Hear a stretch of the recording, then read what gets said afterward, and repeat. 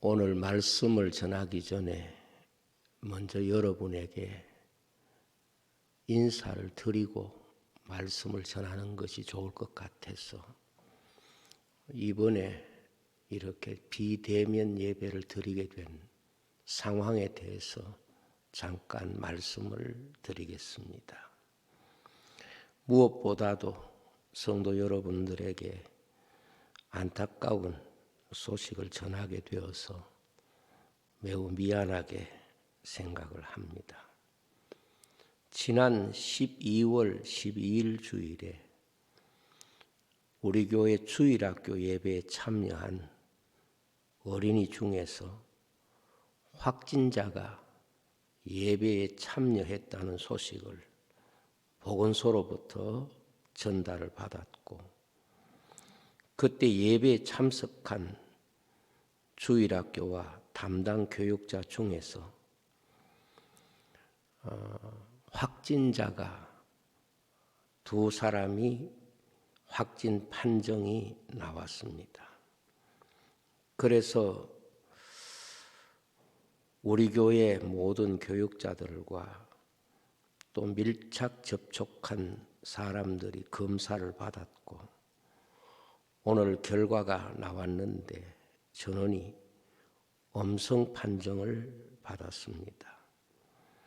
그러나 확진자를 밀착 접촉한 사람들은 열흘 정도 접촉을 피해달라는 부탁을 당국으로부터 받았고, 우리 교회는 모든 예배를 열흘 정도 비대면 예배로 전환하게 됐습니다.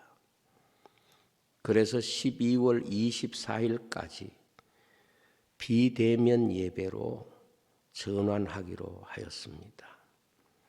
무엇보다도 예배를 사모하고 현장 예배를 소중히 여기는 성도 여러분들에게 안타까운 마음을 전하게 되어서 다시 미안한 마음을 금할 길이 없습니다. 그러나 이러한 기회로 인하여 우리가 하나님 앞에 더 깊이 예배할 수 있도록 어려운 때에 가정에서 예배에 집중해 주시기를 부탁을 드리겠습니다. 주일 낮 11시 예배는 실시간 예배로 진행을 하도록 준비를 하겠습니다. 그 밖에 예배 시간은 영상으로 은혜를 받을 수 있도록 준비를 하겠습니다. 그래서 12월 25일 성탄절 예배부터 모든 예배를 다시 대면 예배로 전환하고 강화된 방역 지침에 맞추어서 하나님 앞에 함께 모여서 예배를 드리려고 합니다. 12월 25일 토요일 성탄절 예배는 주일 예배와 같이 7시, 9시, 11시 예배로 드려지게 되겠고, 우리가 함께 예배를 드릴 수 있는 귀한 회복의 시간이 될 줄로 믿습니다.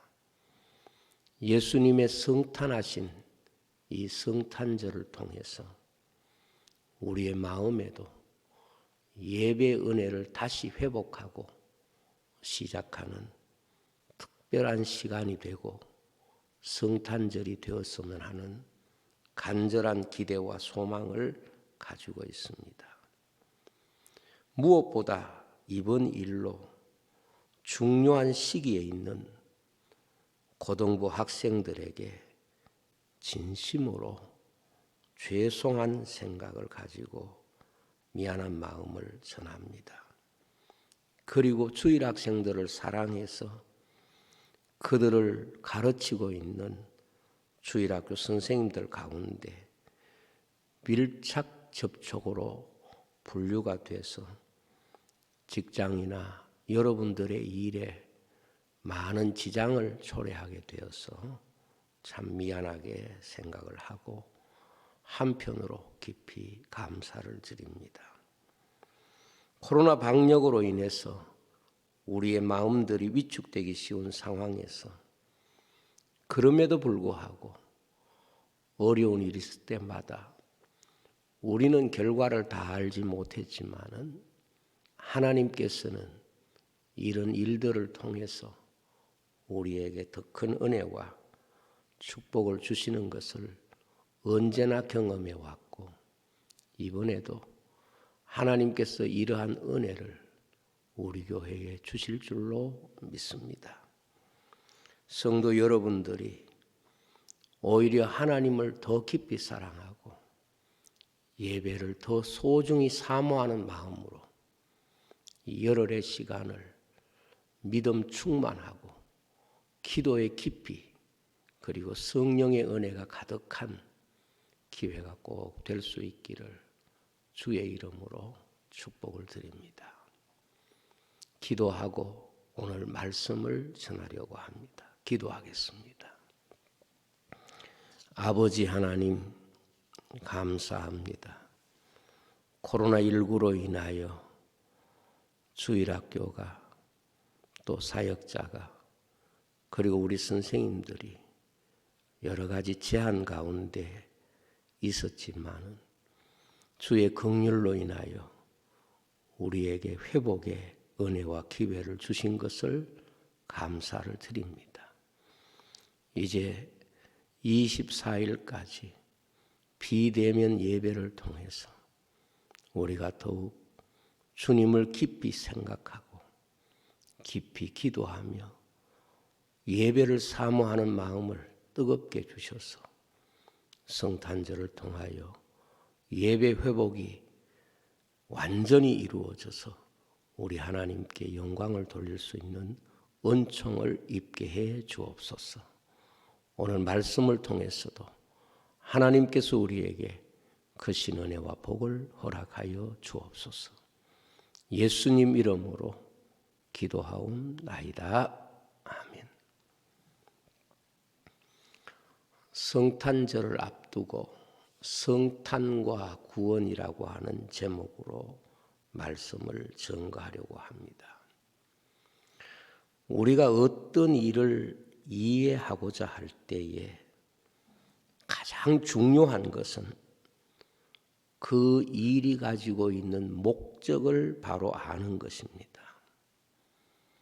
목적이라고 하는 것은 그 일이나 그 사건에 해답을 주는 가장 중요한 주제이기 때문에 언제나 우리 성도는 무슨 일을 하든지 이 일에 대한 목적에 대한 분별력을 항상 가지고 있어야 합니다. 아무리 모든 과정이 훌륭하다고 하더라도 목적을 잃어버리면 그 일은 실패가 되기 때문에 그렇습니다. 그렇다고 하면 성탄의 목적이 무엇입니까? 왜 예수님이 세상에 오셨는가? 그것이 바로 주님이 세상에 오신 목적의 물음이고 우리는 이 성탄절에 그 목적에 맞는 답을 우리의 마음에 가지고 있어야 합니다. 예수님께서 이 세상에 오신 목적은 우리를 위해서 하나님이 구주를 보내셨다. 이렇게 성경은 말씀하고 있습니다. 성탄의 목적이 탄생하실 때에 이미 주어진 것은 하나님께서 예수님을 이 땅에 보내신 그 사건 자체가 바로 하나님이 그 예수님의 탄생 속에 목적을 가지고 탄생하게 하셨다는 것을 우리에게 밝히고 있는 것입니다. 목적이라고 하는 것은 내가 세우는 목적이 있고 하나님이 내게 주신 목적이 있습니다. 목적이라고 하는 것은 자신이 세우고자 하는 목적이 있고 하나님이 그 사람을 통하여 이루시기를 원하시는 목적이 있습니다. 다시 말하면 한 인생이 살아가면서 자기가 하고 싶은 일을 하는 것을 우리는 자신이 세운 목적이라고 정의할 수 있겠고, 하나님이 주신 목적은 사람이 세상에 태어나 하나님이 그 사람을 통하여 이루시기를 원하신 하나님의 뜻이 그 사람의 하나님이 주신 목적이라고 말할 수 있습니다. 사탄의 방해는 사람에게서 삶을 빼앗아가는 것이 아니라 사람에게서 하나님이 그 사람에게 주신 목적을 빼앗아가는 것입니다. 하나님이 한 인생에 주신 목적을 빼앗아버리면 그 사람의 한 평생을 빼앗는 것과 동일한 결과이기 때문에 그렇습니다.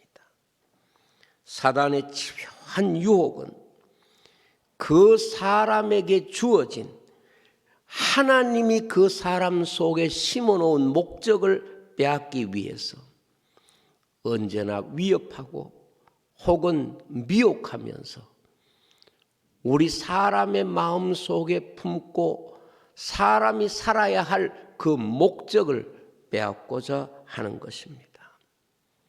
그러므로 사람이 이 세상에 사는 것이 그 사람의 삶의 이야기가 아니라 그 사람에게 주신 하나님의 목적을 이루어가는 과정, 그것이 바로 그 사람의 진정한 이야기가 되기 때문에 사람에게서 하나님이 주신 목적을 빼앗아가 버리면 그 사람의 생애를 빼앗아가는 것과 동일한 결과가 되는 것입니다.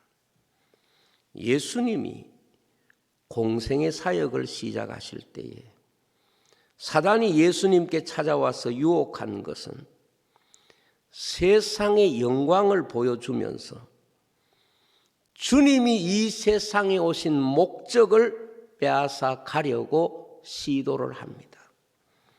사단이 사람의 목적을 빼앗아가기 위해서 세상 영광을 보여주고 육신의 욕구를 부채질할 때가 얼마나 많은가를 우리는 성경에서 믿음의 삶에서 얼마든지 확실하게 그것을 경험하고 깨달을 수 있는 그런 시간들을 보내왔습니다. 때문에 목적에 대한 확실한 믿음이 없으면 누구나 쉽게 빠지기 쉬운 함정이 바로 사단의 올무고 육신의 올무라고 볼 수가 있습니다. 사단은 하나님 나라에서 쫓김받은 이유가 자기 존재의 목적을 버렸기 때문에 하나님에게서 쫓김을 받은 것이고, 이것은 누구나 자기 존재의 목적을 잃어버렸다는 것 자체가 내 삶이 하나님과 상관없는 삶이 되었다는 것과 다르지 않습니다. 오늘 자신 존재의 목적을 잃어버리면 그 사람은 하나님 나라의 백성으로 산다고 말할 수가 없습니다. 성경을 보면은 교회는 하나의 몸이고 모든 성도들은 그 몸에 있는 지체라고 말씀하고 있습니다. 그리고 지체는 어떤 지체이든지 다 목적을 가지고 있다고 말씀하고 있습니다. 어떤 지체라도 목적 없는 지체가 없기 때문에 지체가 다 소중하다고 말씀하고 있습니다. 지체가 귀한 것은 모양 때문이 아니고 어떤 다른 사람들이 인정해 주는 요소가 있어서가 아니라 그 지체가 가지고 있는 목적 때문에 그 지체가 귀한 지체라고 성경은 말씀하고 있습니다.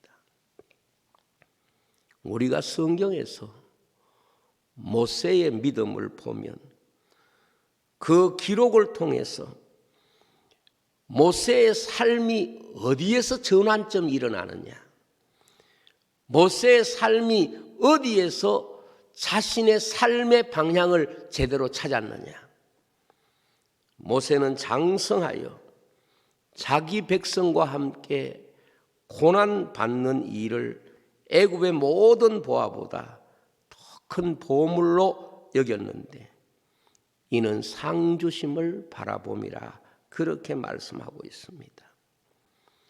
애굽의 영광은 사람 보기에는 너무도 탐나는 그런 상황이고 자리이지만은 그것이 모세 인생의 목적이 아니기 때문에 모세에게 그 삶이 소중한 삶이 될 수 없었고, 자기 백성과 함께 고난받는 것이 그 자신이 부러워할 만한 그런 삶의 성격은 아닐지라도 그 삶이 자신이 하나님이 그 인생에 주신 목적을 이루어가는 과정이기 때문에 그는 그 삶을 선택할 수밖에 없는 것입니다.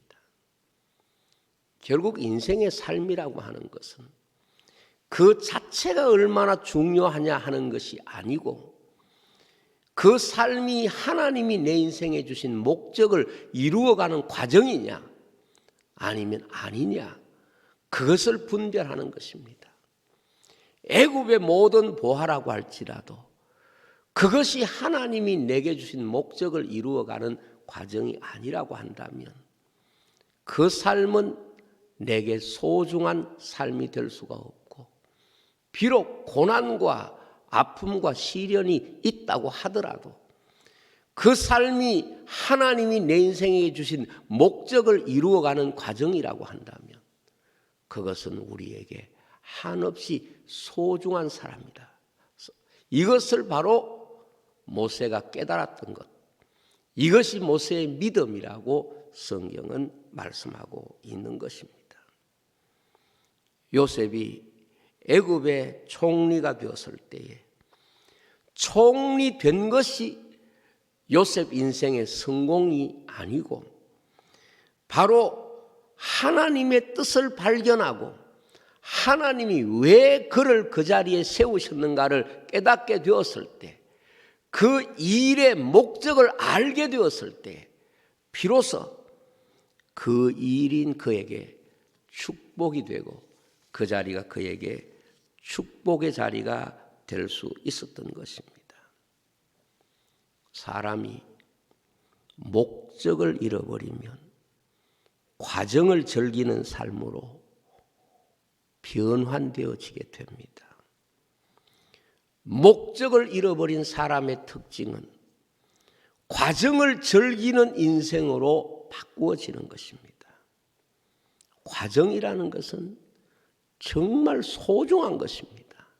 그러나 과정이라는 것이 목적을 향하고 있을 때에 귀한 것이지, 목적을 잃어버린 과정은 우리를 파멸로 이끌어갈 수 있는 가장 두려운 자리가 될 수가 있습니다.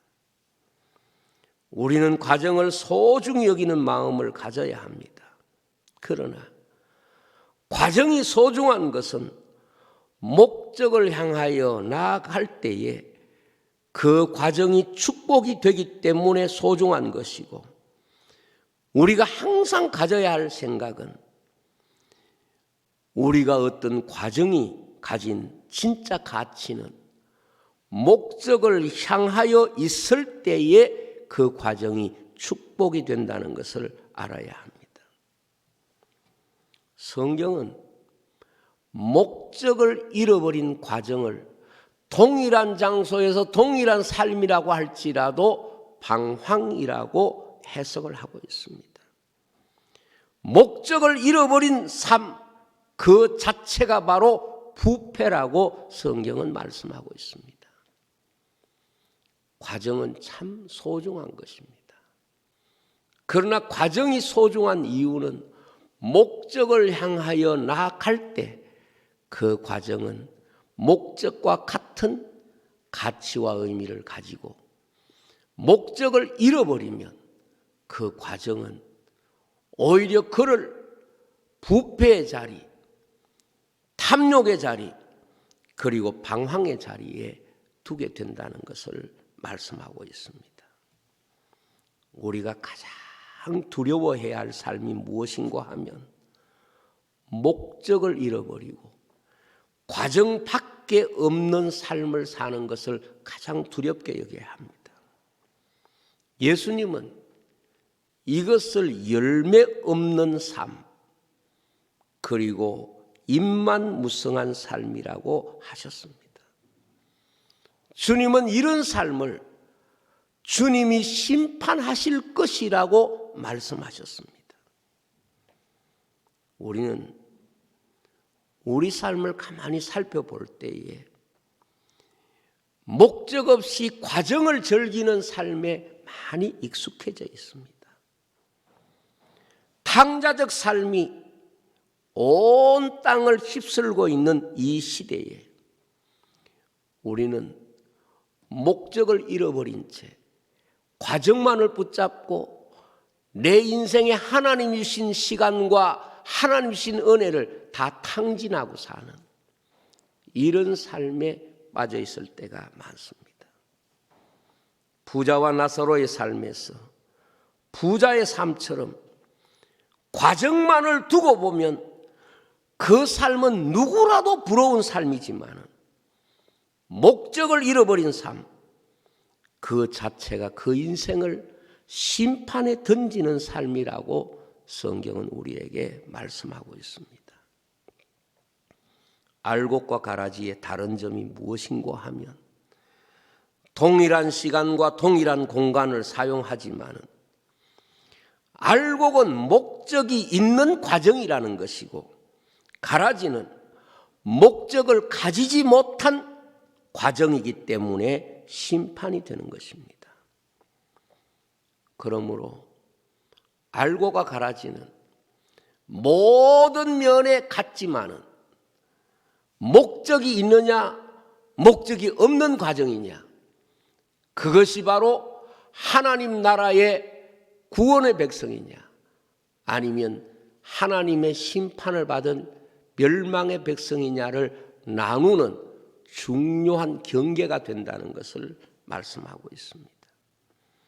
그래서 성경은 우리가 먹어도 마셔도 주의 영광을 위한 삶을 살아야 한다고 말씀하고 있고, 냉수 한 그릇이라도 목적을 가지면 반드시 상을 주시겠다. 이것이 바로 주님의 약속인 것입니다. 마귀가 예수님을 시험할 때에 주님이 마귀의 시험을 물리치신 모든 내용이 무엇이냐 하면 목적을 밝히는 것입니다. 사람에게 필요로 하는 오늘 요구보다도 인생의 삶에 더 중요한 것은 내가 가지고 있는 목적이라는 것을 마귀에게 밝힘으로써 마귀가 더 이상 예수님을 무너뜨릴 수 없다는 것을 알고 떠나갔다고 성경에 말씀하고 있습니다. 사람에게 떡이라고 하는 것은 결코 목적이 될 수가 없습니다. 하나님의 말씀으로 사는 것이 인생의 목적이라고 말씀했습니다. 천하 영광을 누리는 것이 인생의 목적일 수는 없습니다. 하나님께 영광을 돌리는 것이 인생의 목적인 것입니다. 절하고 영광을 얻는 것보다 하나님을 섬기는 것이 진짜 목적이라고 주님께서 말씀하신 것입니다.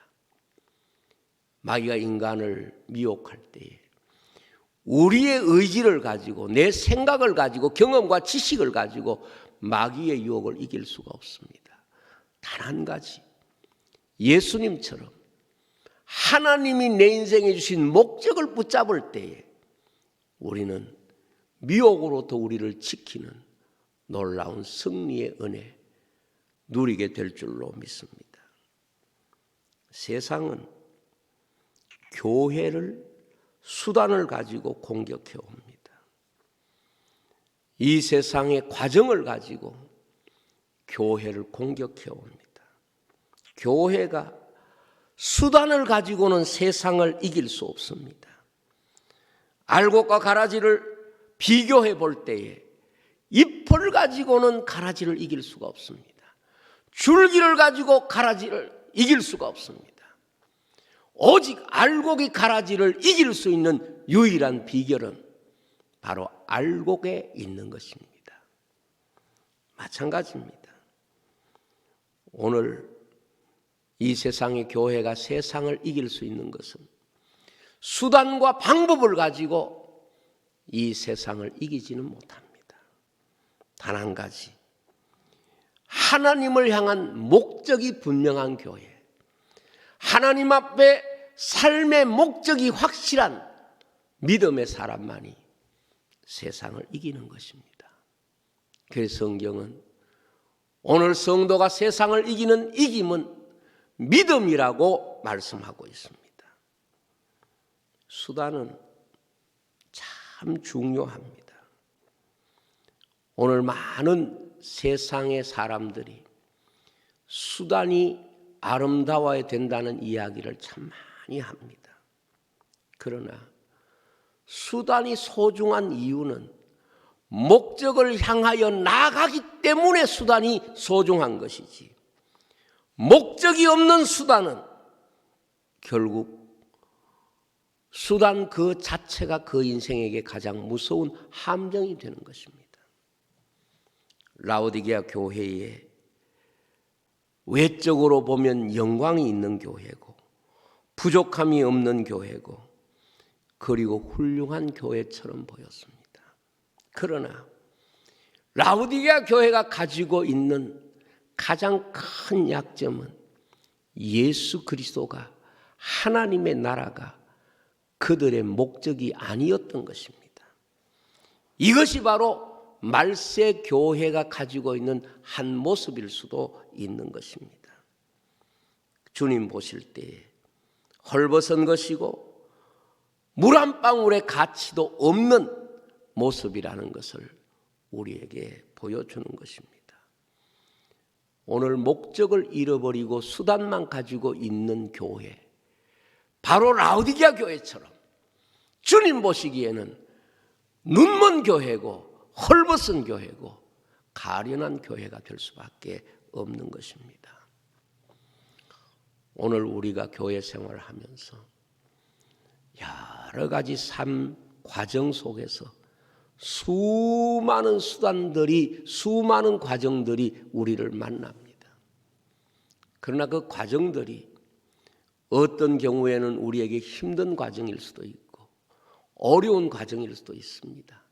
그러나 성도에게 정말 중요한 것은 그 과정이 자기 인생에게 있어서 결과가 아니라 우리 성도에게 있어서 가장 중요한 결과는 바로 하나님 앞에 드리는 진정한 목적, 그것이 바로 성도의 삶의 열매가 되는 것입니다. 예수 그리스도가 이 세상에 오심의 소중한 이유가 무엇입니까? 왕궁에 태어나서, 아니면 사람들이 알아주어서, 아니면 많은 사람들이 부러워해서? 전혀 아닙니다. 예수님의 오심의 소중한 이유, 절대적인 이유는 바로 우리의 구원을 위한 목적을 가지고 오셨다. 이것이 주님 탄생의 가장 소중한 사건이고 이야기가 되는 것입니다. 주님이 이 세상에 오신 목적이 다른 사람과 다르게 인간을 구원하시기 위한 유일하신 목적을 가지고 탄생하셨기 때문에 주님의 성탄이 소중한 것입니다. 놀라운 사건이 되는 것입니다. 이 땅에 태어난 수많은 사람이 있지만 이 목적을 가지고 세상에 보내신 인생은 오직 주님밖에 없기 때문에 그렇습니다. 기독교 복음은 하나님이 세상을 이처럼 사랑하사 독생자를 주셨으니 이는 저를 믿는 자마다 멸망치 않고 영생을 얻게 하려 하심이라고 말씀하고 있습니다. 이 세상에 수많은 사람이 태어나고 수많은 사람이 살아가고 수많은 사람이 죽음에 이르렀지만 정말 열매가 되신 분은 오직 주님밖에 없습니다. 그래서 주님을 첫 열매라고 성경은 말씀하고 있습니다. 그렇습니다. 우리가 예수 안에서 열매 맺는 주의 친백성이 되는 것은 오직 예수 안에서 주님을 바라보고 주님을 따라갈 때만이 우리 삶에 주어지는 생의 열매가 되고 우리의 삶이 열매가 될 수 있다는 것을 약속하고 있는 것입니다. 주님의 성탄을 맞이하면서 우리가 이 세상을 볼 때마다 과정을 발전시키고 과정을 화롭게 하는 수많은 문화들이 만들어졌지만 교회는 이런 과정을 확대하고 이런 과정을 소중히 여기는 것이 아니라 예수님이 왜 우리를 위하여 오셨는가, 이 목적을 바로 알고 이 목적을 붙잡을 때 과정도 우리에게 축복의 사건이 되어지는 줄로 믿습니다. 사단은 오늘도 예수님을 찾아와서 목적을 빼앗아가기 위해서 과정을 눈앞에 영광으로 제시하는 것처럼 교회나 우리 성도에게 목적을 잃어버리게 하기 위해서 이 세상 것들을 과정을 우리에게 보여주면서 혹은 위협하면서 목적을 바라보지 못하게 하는 이런 문화들을 계속해서 만들어 왔고 또 이런 상황 속에 교회가 목적을 붙잡고 그 믿음을 지켜온 줄로 믿습니다. 종말 세대에 진정 믿음의 사람들은 자신이 이 세상에 살아가는 모든 과정 속에서 하나님이 내 인생에 주신 진정한 목적을 붙잡고 살 때 자기 인생을 지키는 것이 되고 목적을 잃어버리면 이미 그 과정은 썩었고 부패하고 길을 잃은 방황이 되는 것입니다. 주님은 이 세상에 목적을 가지고 탄생하셨고 그것을 우리에게 가르쳐 주신 것이 성경에 예수님 탄생하신 이야기를 기록한 가장 중요한 이유일 것입니다. 우리는 이 성탄절을 통해서 주님이 왜 우리 가운데 오셨는가, 그 목적을 우리의 마음속에 심음으로써 진정 하나님의 백성으로서 알곡 성도가 될 수 있기를 주의 이름으로 축복을 드립니다. 기도하겠습니다. 아버지 하나님 감사합니다. 오늘 이렇게 성탄절을 한 주간 앞두고 하나님의 말씀을 함께 나누었습니다. 하나님께서 이 땅에 주님을 목적을 가지고 탄생하게 하심으로써 주님은 한평생 그 목적을 붙잡고 사단의 유혹을 이기고 이 세상의 십자가의 고난을 넘어서서 우리의 첫 열매가 되신 줄로 믿습니다. 오늘도 세상은 목적을 잊어버린 채 마치 금송아지 앞에서 뛰어놀고 있는 수많은 사람들처럼 부패하고 수단에 붙잡혀서 살아가는 이 어리석음에서 우리를 건져주시고, 우리가 예수 믿고 믿음의 결국이 무엇인가 목적을 바로 붙잡고 승리하는 주의 백성이 되게 해 주옵소서. 예수님 이름으로 기도하옵나이다.